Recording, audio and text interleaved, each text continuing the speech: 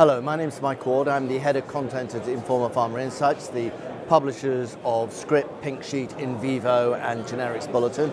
We're here at the Biotech Showcase 2019. This is an opportunity where the pharmaceutical industry and its backers and investors, etc., will get together, review what happened in 2018, but also look forward in 2019, and sort of explore some of the big challenges. One of the biggest challenges actually facing the world is that around antimicrobial resistance. It's antibiotics aren't no longer as effective as possible, and yet infectious diseases is still a sort of a major killer in the world. So new opportunities are required, or new ways of actually tackling these are important. So I'm joined by Alex Huang, who's the CEO of Quellthera, which is a California-based company, and you have an approach to sort of tackling these that reduces the challenges around antimicrobial resistance. So could you explain exactly what that approach is? Yes, thanks. We have taken a completely different approach than antibiotics. So we know that antibiotics these days are very limited in their application because of the resistance issue, narrow focus, narrow spectrum. Physicians don't have the broad discretionary use drugs that they used to have in antibiotics. So what we have done is we've actually created a groundbreaking new immunologic approach that instead of trying to kill bacteria, we're actually looking at reinforcing the mucosal immunity of our bodies. We're GI focused, and so we not only are shutting off the attack of the bacteria without killing them, so we don't cause resistance, we're also reinforcing the gut immune barrier in such a way that's very different. And this is all based on plant immunity, a very fundamental plant immunity that is based on the surface cells of plants. When they are attacked, or actually they just detect the presence of toxins, foreign proteins from bacteria, they go into what they call a hypersensitive response, where the cells around the threat self-destruct. They go into programmed apoptosis, which causes their internal partitions to break down, and it causes the polyphenols and oxidants that are stored there and certain enzymes to mix and convert that into that compound into a compound called the polyquinone. This is not one specific molecule, this whole class of molecules.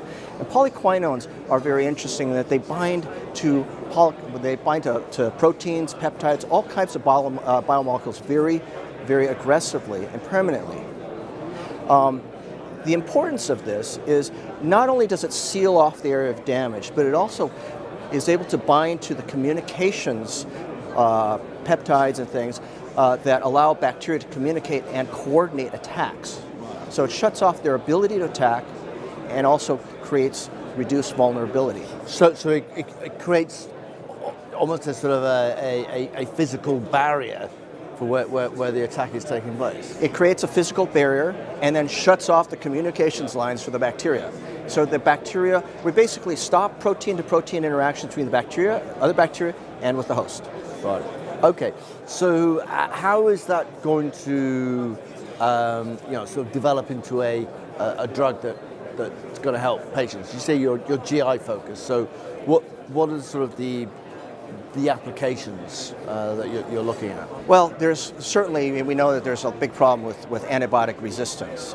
Because this is a completely different mechanism than antibiotics, it's not affected by antibiotic resistance. It can help overcome the antibiotic-resistant bacteria infection. In addition, it also deals with a lot of the structural, functional issues of the gut as one ages or one has chronic diseases, and we can repair a lot of those. So you don't have a lot of these other symptomatic problems like spasms, IBS, diarrhea, chronic diarrhea. We began this thing as an anti-diarrheal, and what we've discovered is a very powerful set of activities that the plant compounds have been able to produce. Now, this is not a natural plant compound. It's a bit of a hybrid. We can make this out of a lot of different plant polyphenols, also synthetic polyphenols. So it's a whole platform that we can create that we think is going to be a very broad-based set of drugs, that's a new class of drugs that can really replace antibiotics at a very fundamental level. We'd work at the immune interfaces, not systemically. So we are not trying to eliminate antibiotics, we're trying to preserve them for use when you really need them, when you have a systemic infection. Right, right. So what is sort of the current status of your programs? We are entering into phase 2. Of course, we're always raising money, but we're entering phase 2 clinical trials. We are a botanical drug right now. This is our first entry. We're going after C. difficile as our first lead indication. The reason we've chosen C. difficile is because it is both an infection, an antibiotic-resistant infection in many cases, and an inflammatory condition of the bowels. Right. Okay. And you sort of say you're entering phase 2. So, what would the design of that trial look like? We are going to start, hopefully this summer, a 3-arm trial, and it's going to be a collaboration between University of Texas and University of Nairobi. The reason we're going there is because there's a large population of resistant patients there. We're going to actually evaluate it against vancomycin, which is the standard of care. We're going to compare it to our product called Epiquel, or in our particular, it's EPQ 100, and we're going to compare it against the combination.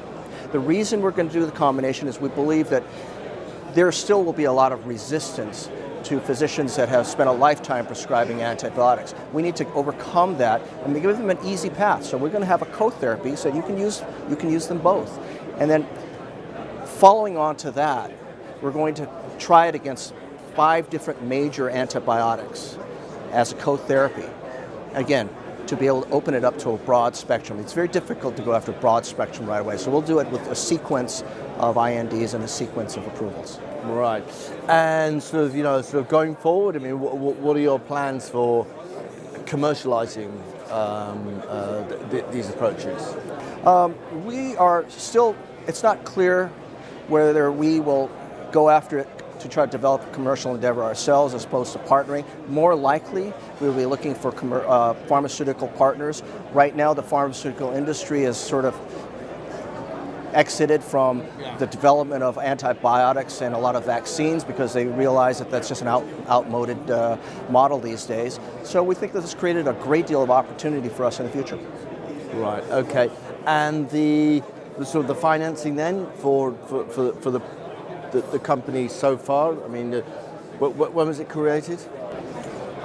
This is a spin-off company that was created early last year, of a company. Their prior company was called Liveleaf, which is a 10-year-old company that was financed. It was financed by private investors to the tune of about $12 million. And with that, we developed this technology entirely internally. And then during our preclinical phase, we created an animal product to replace livestock, and so we've been able to license that, and from the license revenues from that, we've been able to support the company as well. Then we created a commercial product. We knew we were going to go to become a drug, but in order to test it before we became that, we were able to get a lot of clinical data as a commercial product that we sell on Amazon, and now, well, initially we started on Whole Foods, and then we're selling it on Amazon. That product will come into Quellthera and become the foundation for a long-term use product, an OTC product or chronic use product that will really, we hope, will really extend the per-patient value of the regimen. So, are you looking for additional finance for the business? I mean, this meeting is That's why we're here. Yeah. No, we're looking at the first $5 million will get us well into this first clinical study. We expect that to be enrolled and finished in as little as 18 months. At that point, we're going to go in. So we're looking in 2020,